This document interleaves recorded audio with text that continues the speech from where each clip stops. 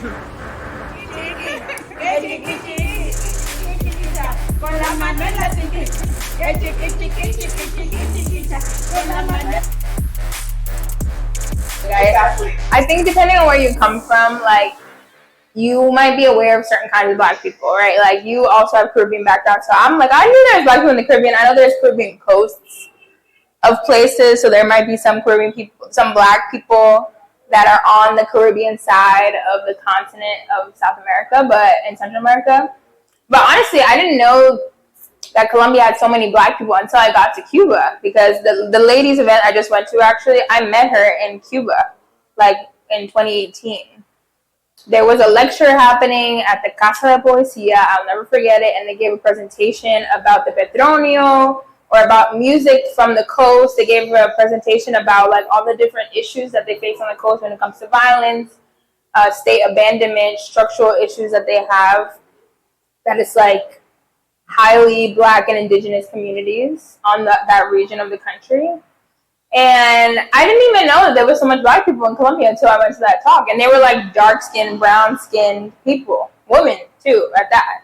It wasn't like this ambiguously Black image that people like to sell us, that only the Afro-Latinas that exist in the world are only like medium brown skin. But it's like, no, there's like dark-skinned people that cannot deny that they're Black, that are in Latin America. And they're in different regions, like they're not just in the Caribbean. The Pacific Coast has a department called Choco that's the blackest in the entire country. It's like 95% Black. And if you don't meet a Colombian, or if you don't meet somebody who is familiar with Colombia, you'll never find out, you know? So I think it's true that travel can expose us to all these other Black communities around the diaspora, which I'm really excited about.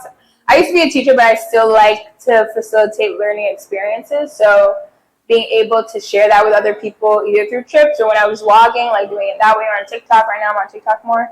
But it's an honor to be able to be like one of those people that puts a little grain of sand in the idea of like connecting us as a diaspora. Yeah. I think the way right now that I'm finding joy is it's hard in the planning process. So I lead groups for students primarily right now. That's like the main group of people that I find myself connected to, is other educators and their students. And we had a group in June that was all Black students and chaperones from Baltimore, Maryland, all Black kids. Some of whom had traveled before, some who had never traveled before. They got their first passport to come to Colombia. They spent 5 days here with my friend and I. My organization is a really tiny one, so it's myself and then my friend Jennifer. She does logistics for me. And we did this event at Doña Elena Inestrosa's house, and she has something called the Azotea de la Abuela. And seeing all the kids, like some of them don't know any Spanish at all, but being able to like feel at home in another Black people's place, like it felt joyous, but also like brought tears to me.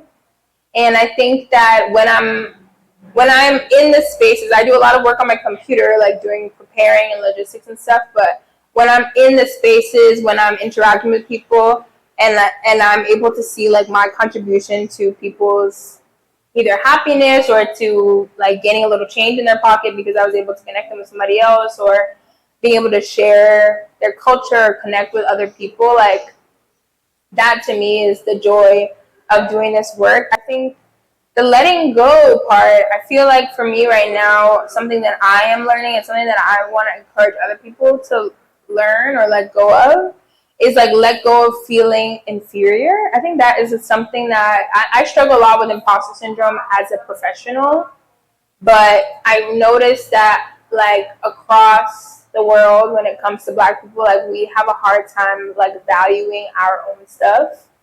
And I met with a lady last Thursday actually about like she wanted to think about a new tourism kind of offering, like what can I offer? And I was like, you got poetry. Why are you downing the skill and the talent that you have and that nobody else is offering in the market right now?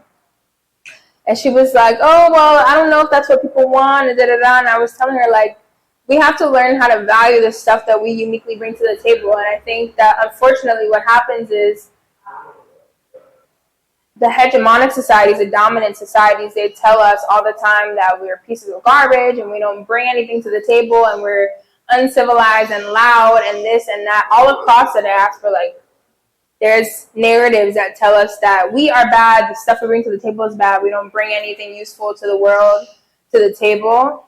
And up until the people who control the societies let us shine, and because they can make money from it, that's when we're able to see, oh yeah, our stuff is cool, or oh yeah, our stuff is valuable. Or that's when we're able to convince our compatriots, our comrades, like, oh yeah, our stuff is actually really cool and exciting. You know, it happens in the city with I'm from New York, so it's like the kids that ride on the train and dance.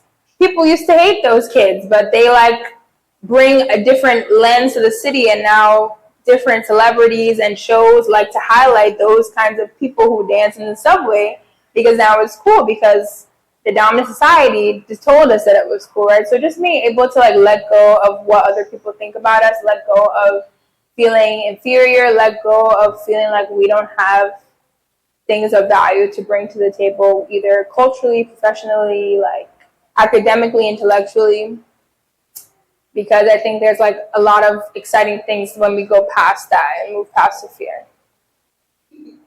Okay, so I find joy in the journey by connecting people across the African diaspora.